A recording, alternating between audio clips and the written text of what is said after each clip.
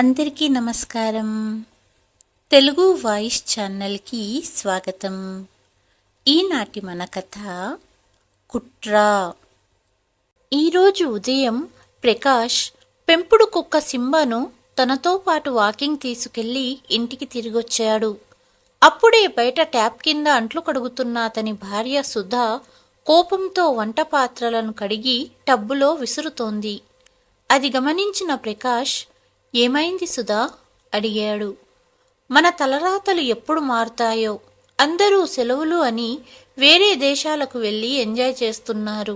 మనమే ఇండియాలో ఉన్న ప్లేసెస్ కూడా చూడలేదు. ఎన్ని రోజుల నుండి చెబుతూ వచ్చారు మీరు, మనం కూడా అందరిలాగే హాలిడే ట్రిప్స్ వెళ్దాము అని. మన పిల్లలు బిట్టు పింకీ ఎన్నిసార్లు అడిగారు ఎక్కడికన్నా వెళ్దామని. మీరు అస్సలు దేనికి ఒప్పుకోరు అంటూ సుధా భర్తతో చెబుతూ ఉంది. కానీ ప్రకాష్ భార్య మాటలు పట్టించుకోవట్లేదు. పేపర్ చదువుతూ కూర్చున్నాడు. నిన్ననే నా స్నేహితురాలు ఫోన్ చేసింది. వాళ్ళ ఫ్యామిలీ అందరూ ఫ్రాన్స్ చూడ్డానికి వెళ్లారు. ఈఫిల్ టవర్ పై నుండి ఫ్రాన్స్ నగరాన్ని ఫోటో తీసి పంపింది. ఎంత అందంగా కనిపిస్తుందో. ఫోటోలోనే అంత అందంగా ఉందంటే అక్కడికెళ్ళి చూస్తే ఇంకెంత బాగుంటుందో. తన మొబైల్లోని ఫోటోని చూపిస్తూ సుధా భర్తతో చెప్పింది. సుధా, ఈ హై సొసైటీ వాళ్ళు సరదాలు పూర్తి చేసుకోవడానికి ఎంత డబ్బునైనా ఖర్చు పెడతారు. వాళ్లతో ఎందుకు కంపేర్ చేసుకుంటావు? ఇలాంటి వాళ్లతో అసలు దూరంగా ఉండు. ఫోటోలు చూపెట్టి వేరే వాళ్ళ ఇళ్లల్లో గొడవలు పెడుతుంటారు. కళ్ళు పెద్దవి చేస్తూ అన్నాడు ప్రకాష్.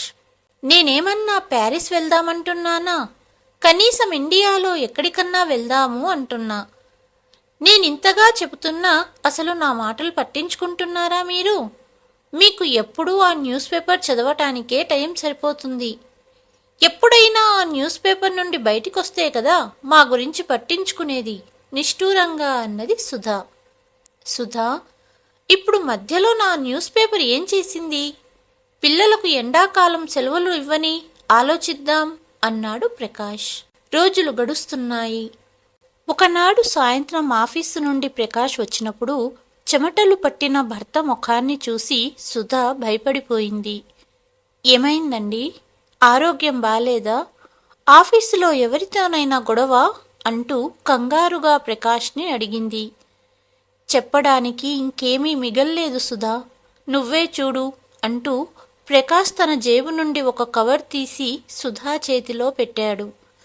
అక్కడే ఉన్న పిల్లలు అలాగే సుధా కవర్ ఓపెన్ చేసి అందులోని లెటర్ చదివారు.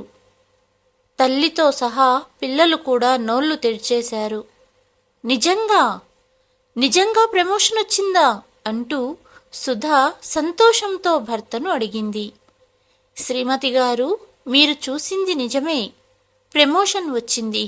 అలాగే కంపెనీ తరపున 5 లక్షల బోనస్తో పాటు ఫ్యామిలీతో పాటు ఫారెన్ టూర్ వెళ్ళడానికి ప్యాకేజ్ కూడా ఇచ్చారు నవ్వుతూ అన్నాడు ప్రకాష్. ఇది విన్న సుధా, నా చెవులను నేను నమ్మలేకున్నానండి. ఫారెన్ టూరా అనింది ఆశ్చర్యంగా.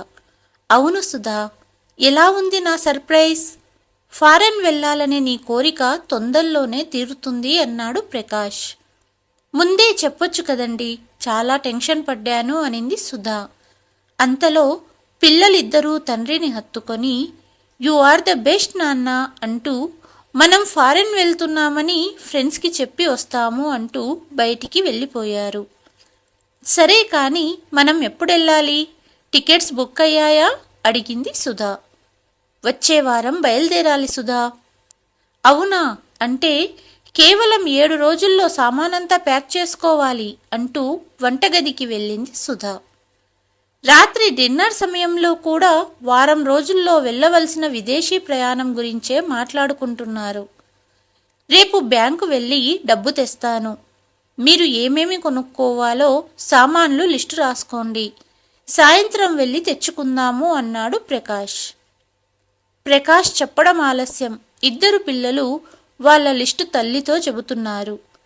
ఇల్లంతా సందడిగా ఉండటంతో అక్కడే ఉన్న ఇంట్లోని పెంపుడు కుక్క సింబా మొరగడం మొదలుపెట్టింది. అప్పుడే ప్రకాష్, సుధా ఒకరి ముఖాలు ఒకరు చూసుకున్నారు. ఇద్దరి మనసులో ఒకటే ఆలోచన. మనమందరం విదేశాలకు వెళితే సింబను ఎక్కడ వదలాలి అని ఆలోచించారు.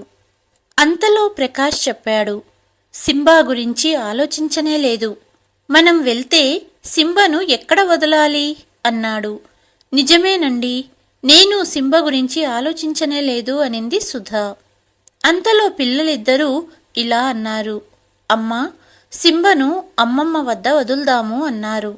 సుధా ఏదో చెప్పబోయింది కానీ అంతలో పిల్లలిద్దరూ అమ్మమ్మకు ఫోన్ చేసి సుధా చేతిలో ఫోన్ పెట్టారు.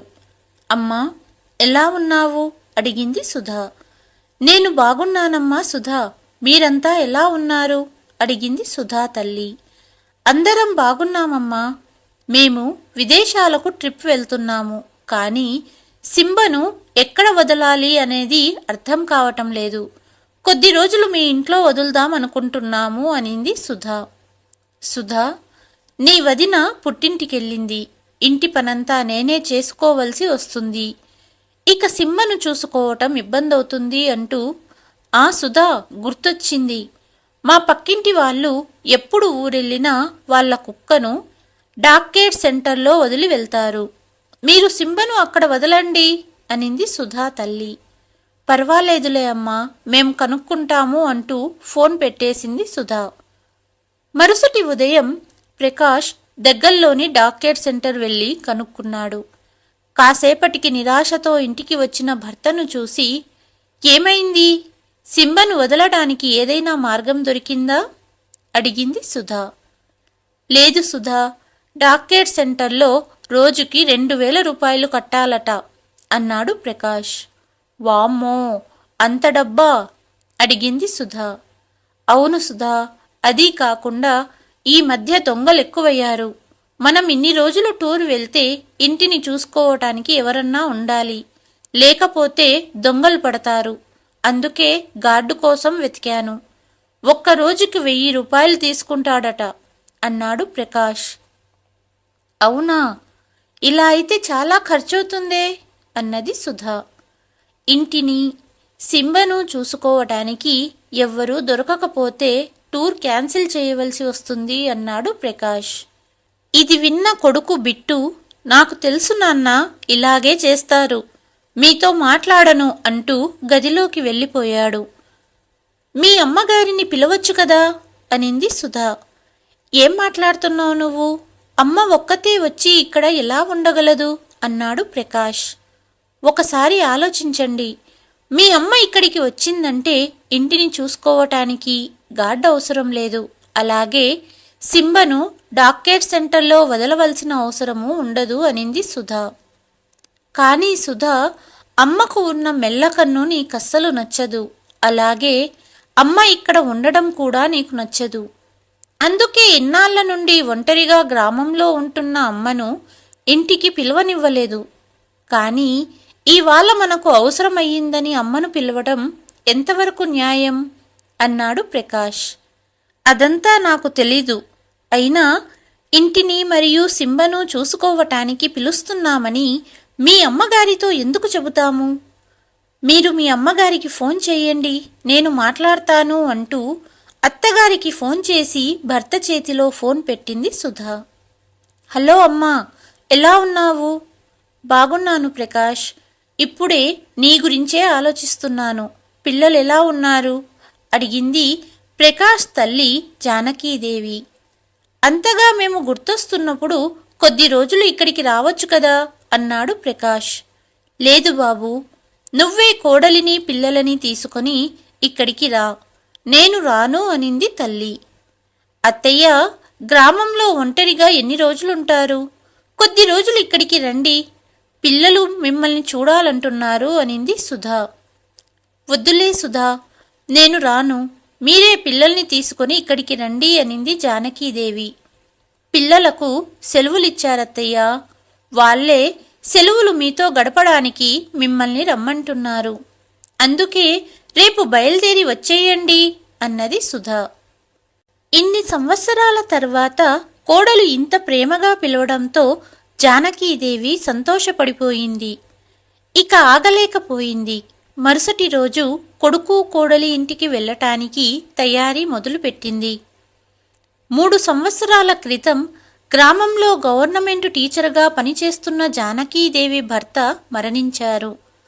బ్రతికి ఉన్నప్పుడు గ్రామమంతా అతనికి చాలా గౌరవమిచ్చింది. భర్త మరణించాక జానకీదేవి ఒంటరిగా సొంత ఇంట్లో ఉండేది. గ్రామంలోని వారంతా జానకీదేవికి సహాయంగా ఉండేవారు. గ్రామంలో ఎవరికైనా ఆపద వచ్చినా జానకీదేవి వెంటనే సహాయం చేసేది. అందుకే గ్రామంలోని అందరూ జానకీదేవికి చాలా గౌరవం ఇచ్చేవారు. భర్త పెన్షన్, నెలవారీ ఖర్చులకు సరిపోయేవి. కొడుకు ఇంటికి వెళ్తున్న సంతోషంలో మనవడు మనవరాలి కోసం తీసుకెళ్లడానికి లడ్డు, బాదుషా వండింది జానకీదేవి. సహాయంగా పక్కింటి ఆవిడను పిలిచింది. మరుసటి రోజు గ్రామంలోని వాళ్ళందరికీ కొడుకు ఇంటికి వెళ్తున్నానని చెప్పి బయలుదేరింది జానకి. దాదాపు 2 గంటల ప్రయాణం చేసి నగరానికి చేరుకుంది. ట్రైన్ దిగగానే తనను తీసుకెళ్లడానికి స్టేషన్కు వచ్చిన కొడుకు కోడలు పిల్లలను చూసి జానకీదేవి చాలా సంతోషపడింది. నానమ్మను చూసి పిల్లలు పరిగెత్తుకుంటూ వెళ్ళి నానమ్మను హత్తుకున్నారు. కొడుకు కోడలు తల్లి పాదాలకు నమస్కరించారు. అందరూ కలిసి కారులో ఇంటికి వెళ్లారు. ఇంటి గేటు తెరవగానే ఎదురుగా అపరిచిత వ్యక్తిని చూసి సింబా మొరగడం మొదలుపెట్టింది. కాని జానకీదేవి ప్రేమగా సింబా తల నిమరడంతో సింబా నిశ్శబ్దంగా కూర్చుంది. ఇది చూసి సుధా మనసులో చాలా సంతోషపడింది. ఎందుకంటే వాళ్ళు టూర్ వెళ్ళాక జానకీదేవి సింబను చూసుకోవాలి కదా. అందుకే సుధా అంత సంతోషపడింది. గ్రామంలో సాధారణ జీవితం గడిపిన జానకి ఇప్పుడు కొడుకు ఇంట్లో ఖరీదైన వస్తువులు చూసి ఆశ్చర్యపోయింది. అత్తయ్య గారిని కోడలు చాలా బాగా చూసుకుంది. ప్రకాష్ కూడా తల్లికి కావలసిన సామానంతా కొన్నాడు. 3-4 రోజులు గడిచాయి. ఒకరోజు సుధా జానకీదేవికి ఇంటి పనంతా వివరించింది. సింబకు ఏం వండాలి, ఇంటి సరుకులు ఎక్కడున్నాయి, వగైరా వగైరా. అత్తయ్య, ఉదయం సాయంత్రం సింబను వాకింగ్ తీసుకెళ్లడం మర్చిపోకండి అని చెప్పింది. కోడలు చెప్పేది వింటున్న జానకీదేవి ప్రశ్నార్థకంగా కోడలిని చూస్తూ మౌనంగా వింటుంది. ఎందుకు ఇదంతా చెబుతుందో కోడలి కుట్రను కనుగొనలేకపోయింది. అంతా విన్న తరువాత, సరే సుధా, రేపటి నుండి ఇంటి పనిలో సహాయంగా ఉంటాను, అలాగే పిల్లలకు రుచికరంగా వండి పెడతాను అన్నది జానకీదేవి. మర్చిపోయాను సుధా, నేను వచ్చేటప్పుడు లడ్డు, బాదుషా స్వయంగా వండి తెచ్చాను, ఇప్పుడే తెస్తాను అంటూ డబ్బాలను తీసుకొచ్చి మనవడు మనవరాలికి ఇవ్వటానికి కొడుకు కోడలి గదిలోకి వెళ్ళింది జానకి. అక్కడ ప్యాక్ చేసి ఉన్న బ్యాగులను చూసి, సుధా, ఎక్కడికి వెళ్తున్నారు అడిగింది జానకి. తడబడుతూ సుధా ఇలా చెప్పింది. అత్తయ్య, మీ అబ్బాయికి ఆఫీస్ పని మీద విదేశాలకు వెళ్ళవలసి వచ్చింది. పిల్లలు కూడా సెలవులకు వెళ్ళాలని మారం చేశారు. అందుకే అందరం కలిసి వెళ్దామని టికెట్స్ బుక్ చేసుకున్నాము. మేము తిరిగి వచ్చే వరకు ఇంటిని జాగ్రత్తగా చూసుకోండి అన్నది సుధా. కోడలి మాటలు విని జానకి ఆశ్చర్యపోయింది. సడన్గా వెళ్ళవలసి వచ్చిందమ్మా, రేపు ఉదయమే బయలుదేరాలి, నువ్వు ఇంటిని చూసుకో, మేము 10 రోజుల్లో వచ్చేస్తాము అన్నాడు కొడుకు. తర్వాత అందరూ ప్యాకింగ్లో బిజీ అయిపోయారు. మరుసటి ఉదయం జానకీదేవిని సింబతో పాటు ఇంట్లో వదిలి ఎయిర్పోర్ట్ వెళ్ళిపోయారు. ఇదంతా జానకీదేవికి నచ్చలేదు. కానీ కొద్ది రోజులే కదా అని తనను తాను సముదాయించుకుంది. కొడుకు కోడలు పిల్లలతో వెళ్ళిపోయాక సింబకు స్నానం చేయించింది. సుధా చెప్పినట్టు సింబకు ఆహారం సింబా బౌల్లో వేసింది. జానకి కూడా ప్లేట్లో భోజనం తెచ్చుకొని సింబా దగ్గల్లో కూర్చుంది. కానీ అందరూ బ్యాగులతో వెళ్లటం చూసింది కాబట్టి సింబా ఏమీ తినకుండా గేటు వైపే చూస్తూ కూర్చుంది. కానీ జానకి సింబా దగ్గరగా కూర్చుని తన ప్లేట్లోని రొట్టె ముక్కను సింబా నోటికి అందించింది. అప్పుడు సింబా కూడా సంతోషంగా తినడం మొదలుపెట్టింది. అప్పటి నుండి జానకీదేవి 3 పూటలా సింబతోనే కలిసి కూర్చొని తినడం మొదలుపెట్టింది. సింబ కూడా సంతోషంగా బౌల్లో ఆహారాన్ని తినేది. జానకీదేవికి ఎవరితోనైనా మాట్లాడాలనిపించినా సింబతోనే మాట్లాడేది. ఎలాగైతే ప్రకాష్ కుటుంబ సభ్యుల మాటలకు అలవాటు పడిందో అలాగే ఇప్పుడు సింబ జానకీదేవి మాటలను కూడా అర్థం చేసుకునేది. ప్రతిరోజు ఉదయం సాయంత్రం సింబను దగ్గరలోని పార్కులో వాకింగ్ తీసుకువెళ్లేది జానకి. రోజూ వెళ్లడం వలన పార్కులోని చుట్టుపక్కల వాళ్లతో పరిచయం ఏర్పడింది. జానకీదేవికి పిల్లలంటే చాలా ఇష్టం. పార్కులో పిల్లలందరికీ కథలు చెప్పేది. అప్పుడప్పుడు పిల్లలు ఇంటికి కూడా వచ్చేవారు. జానకీదేవి వాళ్లతో బారకట్ట ఆడించేది. అప్పుడప్పుడు కథలు చెప్పేది. సొంత మనవడు మనవరాలికి తెచ్చిన స్వీట్స్ ఇంటికి వచ్చే పిల్లలకు ఇచ్చేది. పిల్లలు ఇష్టంగా తినేవారు. ఇలా రోజంతా గడిచిపోయేది. ఒకరోజు గదిలో నిద్రిస్తున్న జానకీదేవికి చిన్న పిల్లవాడు చాలాసేపటి నుండి ఏడుస్తున్న గొంతు వినపడడంతో తలుపు తెరిచి బయటికి వచ్చి చూసింది. పక్కింట్లో పిల్లవాడిని ఎత్తుకొని తల్లి తండ్రి ఆడిస్తున్నారు. కాని పిల్లవాడు ఏడుపు ఆపట్లేదు. తల్లి తండ్రి ఇద్దరూ జానకీదేవిని చూసి, చూడండమ్మా, చాలాసేపటి నుండి ఏడుస్తూనే ఉన్నాడు బాబు అన్నది తల్లి. వెంటనే బాబుని ఎత్తుకొని కడుపుపైన మెల్లగా హింగ్ రుద్దింది. కాసేపటికి బాబు ఏడుపు ఆపేశాడు. జానకి ఏడుపు ఆపేసిన బాబుతో పిల్లవాడి భాషలో మాట్లాడింది. వెంటనే బాబు నవ్వడం మొదలుపెట్టాడు. పిల్లవాడి తల్లి తండ్రి ఇది చూసి ఆశ్చర్యపోయారు. ఎప్పటి నుండో ఏడుస్తున్న బాబును నవ్విస్తున్నారు. థ్యాంక్స్ అమ్మా అంటూ జానకీదేవిని అభినందించారు పిల్లవాడి తల్లి తండ్రి. పర్వాలేదు, పిల్లవాడికి కడుపులో గ్యాస్ ఫామ్ అయ్యింది, అందుకే ఏడ్చాడు.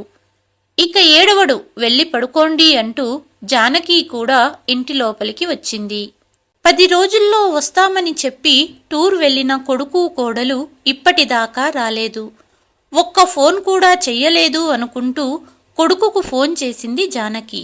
కానీ ఫోన్ తగలడమే లేదు. అక్కడే ఉన్న సింబ ఏదో చెప్పటానికి మొరిగింది కాని జానకికి అర్థం కాలేదు. బహుశా ప్రకాష్ సుధా మాటలు విన్న సింబ వాళ్ళు నెల వరకు రారని జానకికి చెప్పాలనుకుందేమో. ఎప్పుడొస్తారో పిల్లలు అనుకుంటూ నిద్రపోయింది జానకి. ఒకరోజు సింబను పార్కు తీసుకెళ్ళింది జానకి. అప్పుడే పార్కుకు వచ్చిన సుధా స్నేహితురాలు మంజు సింబా పక్కన ఉన్న జానకీదేవిని చూసి ప్రశ్నార్థకంగా చూసింది. అంతలో అక్కడే ఉన్న ఇంకొక ఆవిడ మంజుతో జానకీదేవి సుధా అత్తగారని చెప్పింది. అప్పుడు మంజు జానకీదేవితో మాట్లాడ్డానికి వచ్చింది. నమస్తే ఆంటీ, నేను సుధా స్నేహితురాలిని, ఇక్కడే దగ్గరలోనే ఉంటాను అంటూ తనను తాను పరిచయం చేసుకుంది. అవునా అమ్మా అంటూ చిరునవ్వు నవ్వింది జానకీదేవి. మీరు వచ్చి మంచి పని చేశారాంటీ, లేదంటే తిరగడానికి విదేశాలకు వెళ్ళాలని ఎప్పటి నుండో ప్లాన్ వేస్తున్న సుధా కోరికగానే మిగిలిపోయేది అనింది మంజు. ఏమంటున్నావమ్మా అడిగింది జానకీదేవి. అది సరే ఆంటీ, ఎప్పుడొస్తున్నారు వాళ్ళు అడిగింది మంజు. 10 రోజుల్లో వస్తామని వెళ్లారు కాని 2 వారాలు గడుస్తున్నా ఇంకా రాలేదు అనింది జానకీదేవి. కానీ సుధా కనీసం 1 నెల వరకు అక్కడే ఉంటామని చెప్పిందే అనింది మంజు. పక్కనే ఉన్న సింబ మరుగుతూ ఏదో చెప్పడానికి ప్రయత్నిస్తుంది. అవునా, మరి నాతో 10 రోజుల్లో వచ్చేస్తామన్నారు అనింది జానకి. లేదాంటీ, సుధా నాతో చెప్పింది నిజమే. సరే, మళ్ళీ కలుస్తాను అంటూ వెళ్ళిపోయింది మంజు. జానకీదేవి కూడా ఇంటికి బయలుదేరింది. వీధి చివరన ఇంటి వద్ద జనాల గుంపుని చూసి అక్కడికి వెళ్ళింది జానకి. కారణమడగగా హరికృష్ణ కుటుంబంలో దొంగతనం జరిగిందని, వచ్చే వారంలో హరికృష్ణ గారి అమ్మాయి పెళ్లి ఉందని, పెళ్లి కూతురి బంగారు గాజులు, కొంత నగదు దొంగతనం జరిగాయని తెలిసింది. ఇది విని జానకీదేవి చాలా బాధపడింది. చూస్తుంటే పేదింటి వాళ్ళలా ఉన్నారు, పాపం అనుకుంటూ జానకీదేవి ఇంటికి వెళ్ళిపోయింది. అప్పుడే ఫోన్ రింగ్ అయ్యింది. జానకి ఫోన్ లిఫ్ట్ చేయగానే, అమ్మా ఎలా ఉన్నావు? అక్కడంతా బాగుందా? సింబా వేలకు తింటున్నాడా? అడిగాడు ప్రకాష్. అవును బాబు, ఇక్కడంతా బాగుంది. సింబా వేలకు తింటుంది కాని ఇన్ని రోజులైనా మీరు ఇంటికి రాలేదెందుకు? అడిగింది తల్లి. అవునమ్మా, ఆఫీస్ పని ఇంకా పూర్తవ్వలేదు. తొందరలోనే వస్తాము అంటూ ఫోన్ పెట్టేశాడు ప్రకాష్. ప్రకాష్ వెనకాలే ఉన్న సుధా, చూశారా, మీ అమ్మను పిలవమని నేను చెప్పిన ప్లాన్ పనికొచ్చింది. ఇప్పుడు ఎన్ని రోజులైనా టెన్షన్ లేకుండా మనం తిరగొచ్చు అనింది సుధా. నిజమే సుధా, మంచి ప్లాన్ చెప్పావు. ఇంటి కోసం గార్డు ఖర్చు తగ్గింది. సింబను డాక్కేర్ సెంటర్లో వదలడానికి అయ్యే ఖర్చు తగ్గింది అన్నాడు ప్రకాష్. ఇంకొక మాట చెబుతాను వినండి. ఇంటికెళ్ళాక మీ నాన్నగారి ఇన్సూరెన్స్ డబ్బులు అడిగి తీసుకోండి. ఆ తరువాత ఆవిడను పంపించేయండి. అయినా మీ అమ్మకు ప్రతి నెలా వచ్చే పెన్షన్ డబ్బులు సరిపోతాయి. ఇంకా ఇన్సూరెన్స్ డబ్బులు ఏం చేసుకుంటుంది అనింది సుధా. నిజమే సుధా, ఊరెళ్ళాక నేను అమ్మను డబ్బు అడగాలనుకున్నాను అన్నాడు ప్రకాష్. కానీ మీ అమ్మ డబ్బు ఇస్తుందంటారా అడిగింది సుధా. ఎందుకివ్వదు? జీతం సరిపోవట్లేదని చెబుతాను. నా ప్రమోషన్ గురించి అమ్మకు చెప్పలేదు కదా. కేవలం ఆఫీస్ పని మీద మనం ఇక్కడికి వచ్చామని చెప్పాము. అసలు విషయం ఏంటంటే, తల్లితో ఫోన్లో మాట్లాడిన ప్రకాష్ ఫోన్ కట్ చేశాడు అనుకున్నాడు. కానీ ఫోన్ ఇప్పటికీ ఆన్లోనే ఉంది. ప్రకాష్, సుధా మాట్లాడిన మాటలన్నీ జానకి వినింది. కొడుకు కోడలి ప్లాన్ విని జానకి కాళ్ల కింద భూమి కదిలిపోయింది. అక్కడే ఉన్న కుర్చీలో కూర్చుండిపోయింది. ఎంత కుట్ర చేశారు ఇద్దరూ కలిసి! కొడుకు ఇంత దిగజారిపోయాడా అనుకుంటూ కళ్ళ నుండి నీరు కారుతున్నాయి జానకీదేవికు. కాసేపటికి తేరుకొని, ఈ కలియుగంలో కొడుకు స్వార్థం ముందు తల్లి ప్రేమ కనపడడం లేదు అనుకుంది. అంతలో బయట అంబులెన్సు శబ్దం రావటంతో కళ్ళు తుడుచుకుంటూ బయటకు వెళ్ళింది జానకి. పక్కింటి వాళ్లను అడగగా తెలిసింది ఏంటంటే, పెళ్లి ఖర్చుల కోసం దాచుకున్న డబ్బు దొంగతనం జరిగిందని హరికృష్ణ సూసైడ్ చేసుకోవాలనుకున్నారు. ఇది విని జానకి షాక్ అయ్యింది. మరుసటి 2 రోజులకు హరికృష్ణ హాస్పిటల్ నుండి డిశ్చార్జ్ అయ్యారు. జానకి అతన్ని కలవడానికి వెళ్ళింది. హరికృష్ణ గారు, ఇంత చిన్న విషయానికి మీరు సూసైడ్ చేసుకోవాలనుకున్నారా? దానివలన మీ సమస్య తీరుతుందా అడిగింది జానకి. కూతురు పెళ్లి ఆగిపోతుందమ్మా. ఎక్కడి నుండి డబ్బు తీసుకురావాలి? అప్పు చేసి బంగారు కొన్నాను, డబ్బు కూడా దొంగలించారు అని చెబుతూ హరికృష్ణ వెక్కి వెక్కి ఏడ్చాడు. కాసేపటికి జానకీదేవి ఇంటికి వచ్చేసింది. ఆ రోజు జానకీదేవికి రాత్రి నిద్ర పట్టలేదు. మరుసటి ఉదయం దగ్గర్లోని ఏటీఎంకు వెళ్ళి 2 లక్షల రూపాయలు డ్రా చేసి తీసుకొని హరికృష్ణ ఇంటికి వెళ్ళి అతని చేతిలో పెట్టింది. జానకమ్మ, ఇదంతా ఎందుకు అన్నారు హరికృష్ణ. వీటితో మీ అమ్మాయి పెళ్లి జరుగుతుంది కదా అడిగింది జానకి. ఈ రుణం నేనెలా తీర్చుకోవాలి అడిగారు హరికృష్ణ. తను నీకొక్కటే కాదు, మాక్కూడా కూతురు లాంటిదే అనింది జానకి. జానకిని చూసి అక్కడి వాళ్ళంతా చెయ్యగలిగిన సహాయం చేశారు హరికృష్ణకు. పెళ్లి గ్రాండ్గా జరిగింది. పెళ్లి అయిపోగానే జానకి ఇంటికి తిరిగి వచ్చింది. అప్పుడే సుధా ఫోన్ చేసింది. అత్తయ్య, మేము రేపు మధ్యాహ్నానికి ఇంటికి చేరుకుంటాము.